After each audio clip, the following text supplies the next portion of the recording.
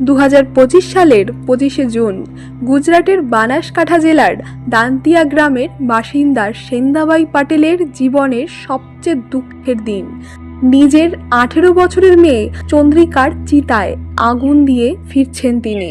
শোকাহত পরিবার, আত্মীয় স্বজন আর গ্রামের মানুষ যখন চন্দ্রিকার মৃত্যুর কারণ জানতে চায়, তখন সবাইকে বলা হয়েছিল যে সে নাকি হার্ট অ্যাটাকে মারা গেছে। আজকাল কম বয়সে হার্ট অ্যাটাকের ঘটনা বেড়ে যাওয়ায় অনেকেই বিষয়টি বিশ্বাস করেছিলেন, কিন্তু একজন মা বাবার জন্য সন্তানের মৃত্যু এমন এক যন্ত্রণা যা ভাষায় প্রকাশ করা যায় না। তার ওপর চন্দ্রিকার বয়স ছিল মাত্র 18 বছর। সামনে ছিল উজ্জ্বল ভবিষ্যৎ আর নতুন জীবনের আশা। মৃত্যুর মাত্র 11 দিন আগেই চন্দ্রিকা তার পরীক্ষার ফল পেয়েছিল। সে 478 নম্বর পেয়ে আগের ফলাফলের তুলনায় অনেক বেশি ভালো করেছিল। এই ফল নিয়ে সে খুবই খুশি ছিল। তার বিশ্বাস ছিল ভালো কলেজে ভর্তি হয়ে একদিন ডাক্তার হওয়ার স্বপ্ন সে পূরণ করতে পারবে। কিন্তু ভাগ্যের নির্মম পরিহাসে এই স্বপ্ন আর পূরণ হলো না। একটি উজ্জ্বল ভবিষ্যৎ, একটি পরিবারের আশা আর একটি তরুণ জীবনের গল্প হঠাৎ করেই থেমে গেল। চন্দ্রিকার মৃত্যুর 42 দিন পর 2025 সালের 6ই আগস্ট একটি সরকারি নথি সামনে আসে, আর সেই নথি পুরো ঘটনাটাকে অন্য মোড় দেয়। যা প্রথমে একটি স্বাভাবিক মৃত্যু বলে মনে হচ্ছিল, তা আসলে ছিল অনেক গভীর ও ভয়ঙ্কর এক ঘটনার অংশ। অন্ধকার সত্য। ঘটনার সূত্রপাত কয়েক মাস আগে, 2025 সালের 21শে ফেব্রুয়ারি গুজরাটের পালানপুর শহরের একটি বাস স্ট্যান্ডে দাঁড়িয়েছিল চন্দ্রিকা। সে হোস্টেলে ফিরে যাওয়ার জন্য বাসের অপেক্ষা করছিল। চন্দ্রিকা সেখানে নিট পরীক্ষার প্রস্তুতি নিতে এসেছিল এবং একটি হোস্টেলে থাকত। সেদিন অনেকক্ষণ অপেক্ষা করেও কোনো বাস না আসায় সন্ধ্যা ঘনিয়ে আসে। অসহায় অবস্থায় চন্দ্রিকার সামনে একমাত্র উপায় ছিল কারো কাছ থেকে লিফট চাওয়া। ঠিক তখনই সেখানে বাইকে করে যাচ্ছিল 23 বছরের হরেশ চৌধুরী।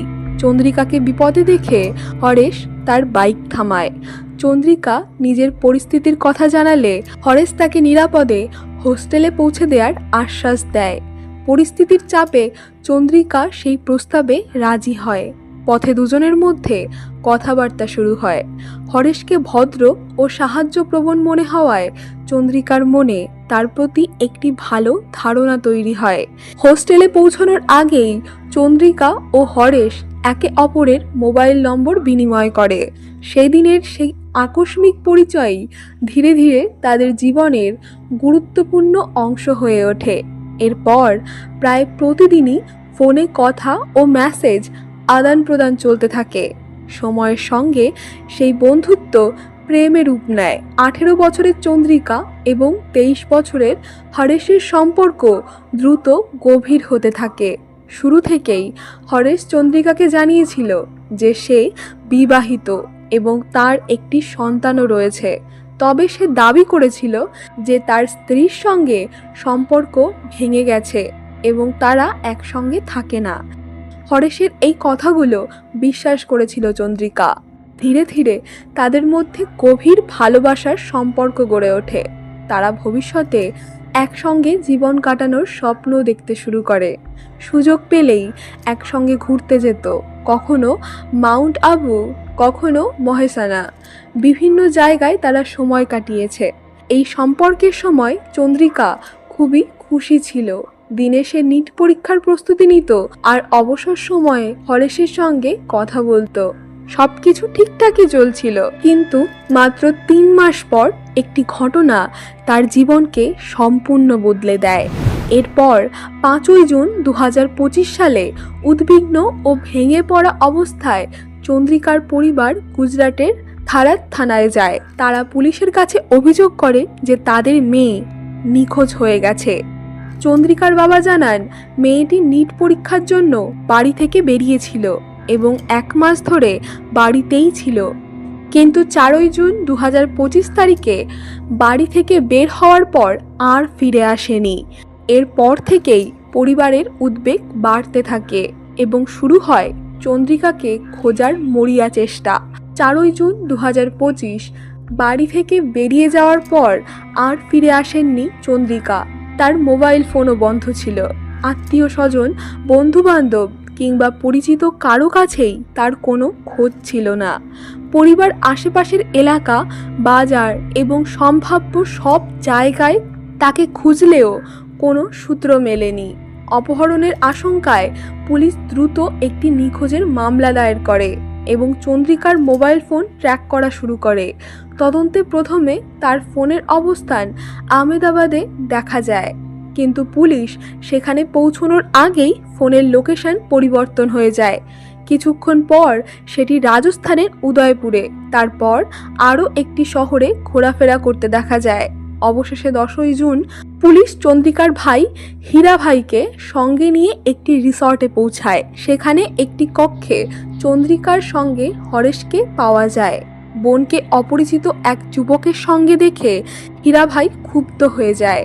যদিও চন্দ্রিকা ও হরেশ দুজনেই প্রাপ্তবয়স্ক ছিল, তবুও পুলিশ তাদের মোবাইল ফোন জব্দ করে নেয় এবং দুজনকে আলাদা গাড়িতে থানায় নিয়ে যায়। চন্দ্রিকাকে তার পরিবারের কাছে পাঠিয়ে দেয়া হয় আর হরেশকে থানায় নিয়ে যাওয়া হয়। তদন্তে জানা যায়, এর আগেও মদ্যপ অবস্থায় গাড়ি চালানো সহ কিছু নিষিদ্ধ কাজের অভিযোগে হরেশের বিরুদ্ধে মামলা হয়েছিল। সেই পুরনো মামলার ভিত্তিতেই তাকে জেলে পাঠানো হয়। পরের দিন 13 জুন 2025 সালে পুলিশি জবানবন্দিতে চন্দ্রিকা জানায় যে সে নিজের পরিবারের সঙ্গেই থাকতে চায়। এই বক্তব্য রেকর্ড করার পর পুলিশ মামলাটি বন্ধ করে দেয়, কিন্তু ঘটনাটি সেখানেই শেষ হয়নি। 21 জুন জামিনে মুক্ত হওয়ার পর হরেশ উচ্চ আদালতে একটি হেভিয়াস কর্পাস পিটিশন দায়ের করে। এই পিটিশনের মাধ্যমে আদালতের কাছে আবেদন করা হয়, যদি কোনো ব্যক্তিকে বেআইনিভাবে আটকে রাখা হয় তাহলে তাকে আদালতে হাজির করতে হবে। আদালত 27 জুন শুনানির দিন নির্ধারণ করে, কিন্তু এর আগেই একটি চাঞ্চল্যকর ঘটনা ঘটে যায়। আদালতে চন্দ্রিকার পরিবর্তে তার মৃত্যু সনদ জমা দেয়া হয়, যেখানে মৃত্যুর কারণ হিসেবে হার্ট অ্যাটাকের কথা উল্লেখ ছিল। এই খবর শুনে হরেশ ভেঙে পড়ে।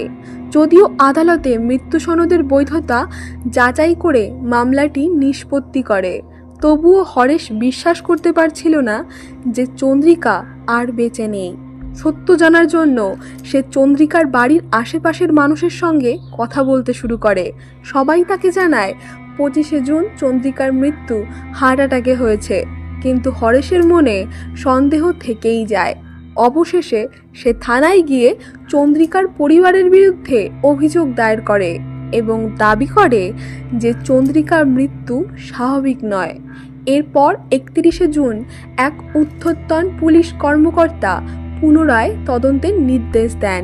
তদন্তের দায়িত্ব দেয়া হয় বিশেষ তদন্তকারী দলকে, কিন্তু তদন্ত ছিল অত্যন্ত কঠিন, কারণ ঘটনাস্থলের কোনো সিসিটিভি ফুটেজ ছিল না এবং ফোনের লোকেশন থেকেও তেমন কোনো গুরুত্বপূর্ণ সূত্র পাওয়া যায়নি। পুলিশ পরে চন্দ্রিকার পরিবারের সদস্যদের জিজ্ঞাসাবাদ শুরু করে। জেরা চলাকালীন পরিবারের বক্তব্যে অসঙ্গতি ধরা পড়ে। এরপর পুলিশ এমন কিছু প্রমাণ সামনে আনে যা দেখে পরিবারের কয়েকজন সদস্য ভেঙে পড়ে এবং দীর্ঘদিন লুকিয়ে রাখা এক ভয়াবহ সত্য প্রকাশ্যে আসতে শুরু করে। তদন্তে উঠে আসে, নিট পরীক্ষা দেওয়ার পর চন্দ্রিকা আবার হোস্টেলে ফিরে যাওয়ার প্রস্তুতি নিচ্ছিল, কিন্তু তার পরিবারের সদস্যরা তার জন্য অন্য পরিকল্পনা করে রেখেছিল। 5 মে চন্দ্রিকাকে একটি বিয়ের অনুষ্ঠানে নিয়ে যাওয়া হয়েছিল, কিন্তু পরিবারের আসল উদ্দেশ্য ছিল বিয়েতে যোগ দেয়া নয়, বরং তাকে এক আত্মীয়ের মাধ্যমে অন্য একটি ছেলের সঙ্গে পরিচয় করিয়ে দেয়া, যাতে তার বিয়ের কথা এগিয়ে নেওয়া যায়। বিষয়টি জানতে পেরে চন্দ্রিকা ভীষণ ভেঙে পড়ে, কারণ সে তখনও হরেশের সঙ্গেই ভবিষ্যৎ করার স্বপ্ন দেখছিল। চন্দ্রিকার বাবা সেন্দাবাই পাটেল সমাজে প্রভাবশালী ব্যক্তি ছিলেন। তিনি মেয়েকে পড়াশোনার জন্য বাইরে পাঠালেও নিজের পছন্দের ছেলের সঙ্গেই তার বিয়ে দিতে চেয়েছিলেন। চন্দ্রিকার আচরণে পরিবর্তন দেখে পরিবারের সন্দেহ হয় যে তার কারো সঙ্গে সম্পর্ক রয়েছে। রক্ষণশীল মানসিকতার কারণে তারা এটিকে বিশ্বাসঘাতকতা হিসেবে দেখতে শুরু করে। সমাজের কথা ও আত্মীয়দের কটূক্তির ভয়ে পরিবার চন্দ্রিকার ওপর একের পর এক বিধিনিষেধ চাপিয়ে দেয়। কখনো তার ফোন কেড়ে নেওয়া হয়, আবার কখনো বাড়ির বাইরে যাওয়া বন্ধ করে দেওয়া হয়। পরিবারের চাপ বাড়তে থাকলে চন্দ্রিকা শেষ পর্যন্ত জানিয়ে দেয় যে সে নিজের পছন্দের মানুষকেই বিয়ে করতে চায়। এই সিদ্ধান্তের পর আত্মীয় স্বজনও নানা মন্তব্য ও উস্কানি দিতে শুরু করে। তাদের কথায় প্রভাবিত হয়ে পরিবার চন্দ্রিকার পড়াশোনা বন্ধ করে দেয় এবং তাকে আর কলেজে বা হোস্টেলে ফিরতে দেওয়া হয়নি। নিজের স্বপ্ন ভেঙে যেতে দেখে মানসিকভাবে ভেঙে পড়ে চন্দ্রিকা। এমন পরিস্থিতিতে সে ইনস্টাগ্রামের মাধ্যমে হরেশের সঙ্গে যোগাযোগ করে এবং জানায় সে শুধু তার সঙ্গেই জীবন কাটাতে চায়। প্রায় 15 থেকে 20 দিন পরিকল্পনা করার পর 4 জুন 2025 সালে তারা গোপনে বাড়ি ছেড়ে আহমেদাবাদে চলে যায়। সেখানে আইনি প্রক্রিয়া সম্পন্ন করার পর তারা উদয়পুর, উজ্জয়িনী, গালিয়র ও জয়পুর ঘুরতে ঘুরতে রাজস্থানের একটি রিসর্টে আশ্রয় নেয়।